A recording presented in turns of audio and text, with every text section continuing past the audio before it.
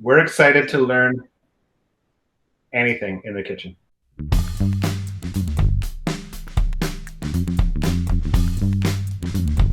So we're going to go through basic tomato sauce and some Italian meatballs today.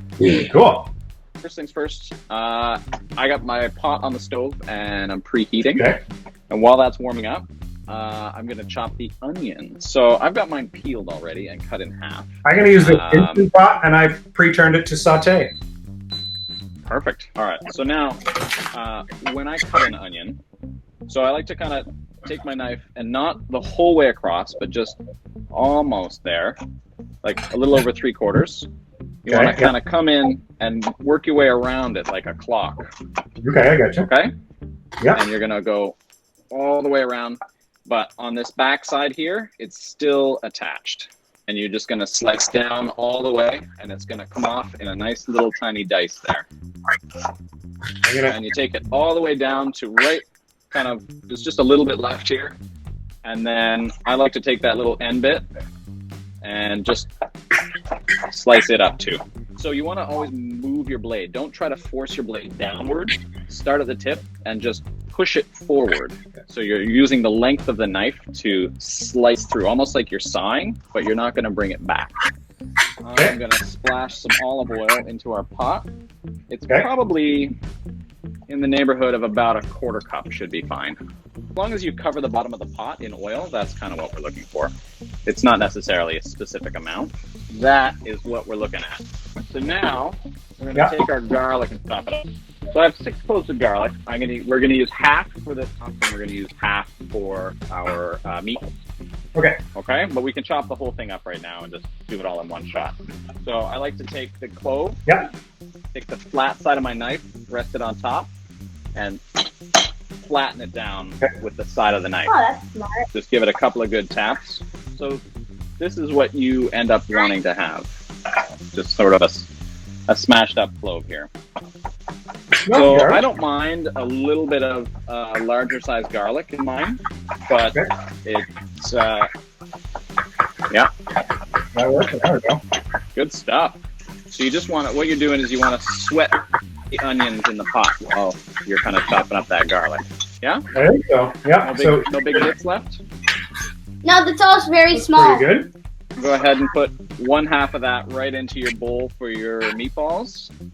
Okay. For after. Yeah. So we can take our garlic and put that in the pot.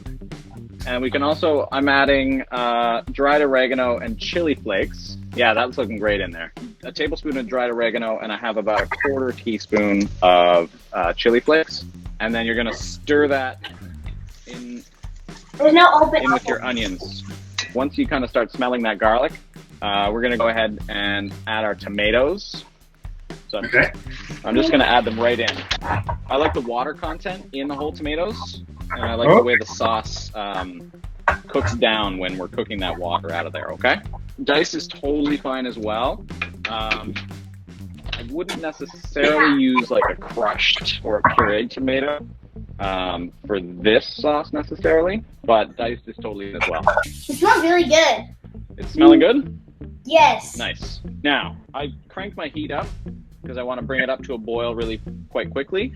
So, because I'm using whole tomatoes, I'm going to use a potato masher, and I'm going to mash my tomatoes into a nice small consistency, break them all up, and that's going to release the water. So I'll take you over for a quick little peek in the pot here.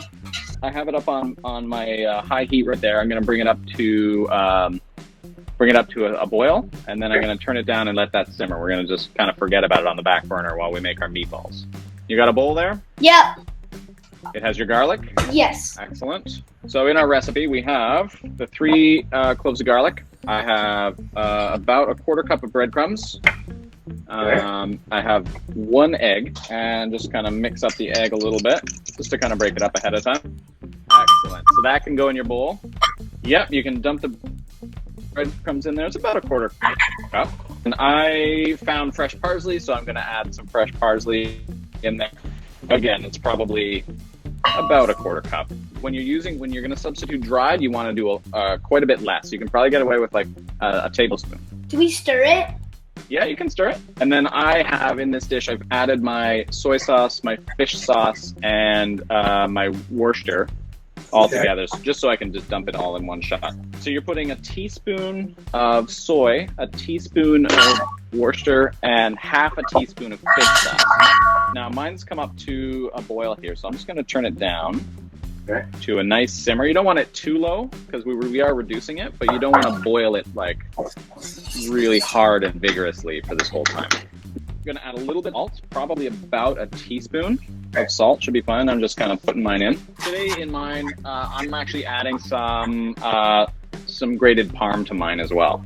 If you don't have parm, or you don't want parm, or you have any issues with cheese, please feel free to omit. I think you guys are omitting, yeah, Matt? Yeah, we're going to omit the cheese. You just need one of those. So 454 grams is 1 pound. So we're just doing a recipe for 1 pound of meatballs. You can freeze the meatballs if you want. You can freeze the meatballs raw, or you can cook them all the way through. Or I like to do this whole, I like to freeze it in the sauce, because then you can just pull the whole sauce and meatball out of the freezer and away you go. Oh, so you stir it with your hands? Yep. It's so weird. You can do this with turkey, you can do it with chicken, you can do it with all beef, all pork, you know, depending on what you want or what you have available. I'm using an ice cream scoop to measure mine. You can just eyeball it and freehand it if you want to. I have parchment on my baking sheet. Maddie, you have a silicone mat. Yeah, that's great. The big thing is just to kind of make sure that they are in a nicely compacted ball. So you don't want them too loose. Like just kind of, you can kind of squeeze it a bit with your hand. So the oven should be nice and hot around 400, because we're just gonna sear the meatball. We only really want to like kind of cook the outside. You can pan fry them, like hand sear them if you want, but I like to just put them in the oven and kind of forget about them a little bit. I'm just gonna pour a little bit of olive oil over them. It's because turkey and chicken don't have a lot of fat content. Not a lot, it's just kind of a little tiny splash over the meatball.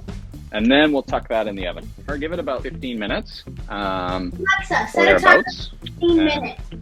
Yeah, you don't want it boiling like really, really hard. You just kind of want it simmering away, like about like that is mine. It's been about 15 minutes here. We're gonna have a wee peek in the oven and see what we're looking at here. So mine are sizzling and looking pretty good. If you look at my screen, I can pinch it very lightly and it kind of pushes back out. Yeah, okay. Okay, you can do it with a fork as well if you like. But as long as it's kind of like, it pushes back out, that's going to be fine. You can throw that in the sauce. So I'm going to go ahead and add all my meatballs to the sauce. Okay. So you want to stir them gently into the sauce. So you should still have a nice simmer going. Now that our sauce has finished, I am going to finish it with a little bit of basil, fresh basil. I'm going to add a little salt, but then I'm going to check my seasoning. Sorry, what do you have? I have dry basil. Should I put dry basil in? Dry basil? Not a lot. Just, again, like maybe a couple teaspoons or so. Dry basil can be pretty strong, so if it does need more salt, you can add it. If you're not eating it today, I would not add your extra salt. I would let it kind of cool, pack it away, and then you can check your seasoning, you know, when you're going to use it. It is spaghetti and meatballs night in our house. Nice. See you later, bud. Bye, everybody. Have fun time cooking. Thank you, Mark. We're about to eat our dinner. That you helped us learn how to cook. I already tasted it. It's delicious. Amazing. Here it is. Spaghetti and the meatballs.